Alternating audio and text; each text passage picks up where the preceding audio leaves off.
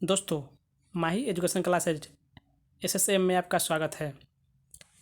आज मैं class 10th का फिजिक्स चैप्टर 1 और 2 में से महत्वपूर्ण प्रश्नों के साथ आया हूँ, जो मैट्रिक के एग्ज़ाम के लिए बहुत ही यूजफुल है। तो अपने तैयारी को परखिए और आप देखिए कि 20 में कितने प्रश्न सही किए। चलिए वीडियो को स्टार्ट करते हैं। प्रश्न संख्या 1, निम्न में से प्रकाश का वेग न्यूनतम किसमें होता है?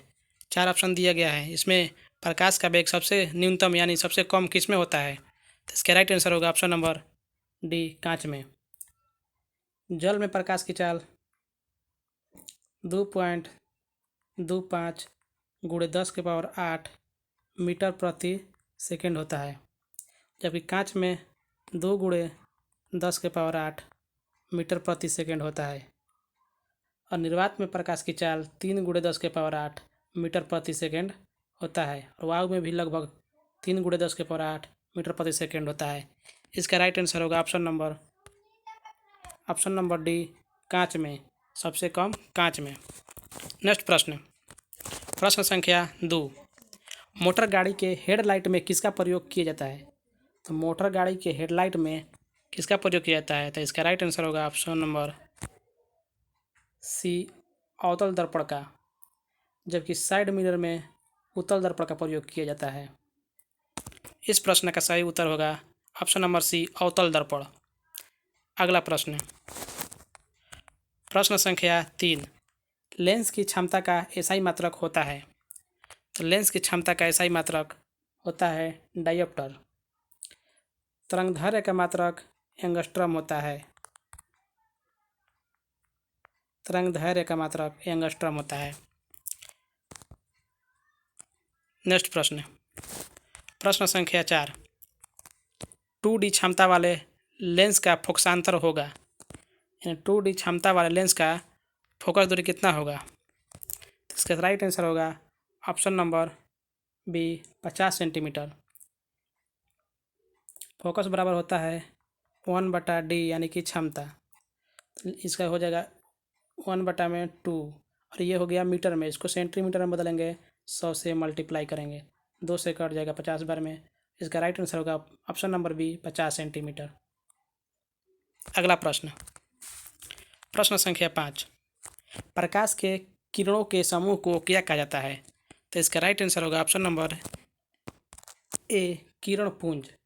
किरणों के समूह को किरणपुंज कहा जाता है। अगला प्रश्न संख्या 6, उत्तल लेंस की क्षमता होती है? तो उत्तल लेंस की क्षमता धनात्मक होती है, जबकि अवतल लेंस की क्षमता ऋणात्मक होती है। अगला प्रश्न संख्या 7, किसी उत्तल लेंस की फोकसांतर 50 सेंटीमीटर है तो उसकी क्षमता क्या होगी? तो लेंस की क्षमता का फार्मूला होता है क्षमता D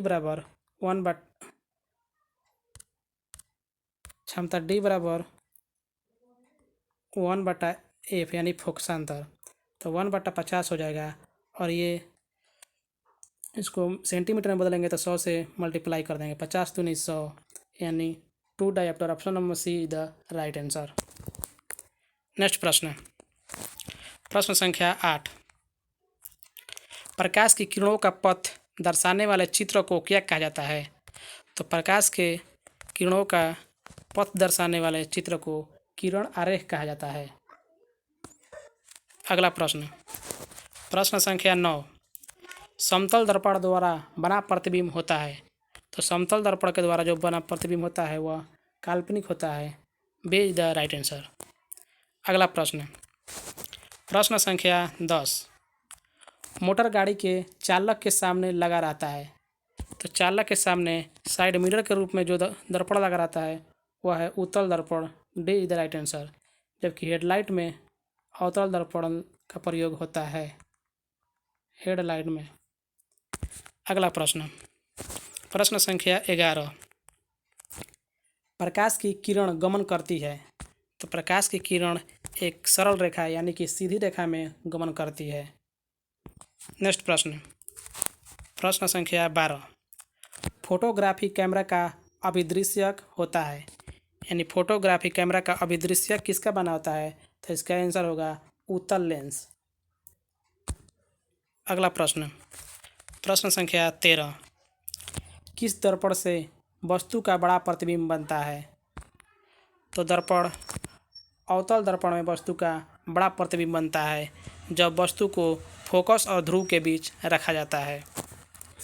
अगला प्रश्न, प्रश्न संख्या 14, कौन सा पदार्थ लेंस बनाने में प्रयुक्त नहीं होता है? तो इसका राइट आंसर होगा ऑप्शन नंबर सी, मिट्टी। मिट्टी का प्रयोग लेंस बनाने में नहीं किया जाता है। अगला प्रश्न, प्रश्न संख्या 15, अवतल लेंस को क्या कहा जाता है?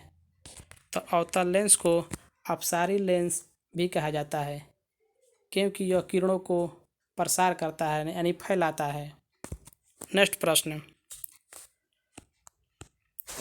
प्रश्न संख्या 16, जब प्रकाश की किरण हवा से कांच में प्रवेश करती है तो मुड़ जाती है। जब किरण हवा से कांच में यानी कि विरल माध्यम से सघन माध्यम में जाती है तो वह किरण अभिलंब की ओर मुड़ जाती है। Option number B is the right answer. Next प्रश्न, प्रश्न संख्या 17, प्रकाश के परावर्तन के कितने नियम है? तो इसका राइट आंसर होगा ऑप्शन नंबर ए, 2 नियम है।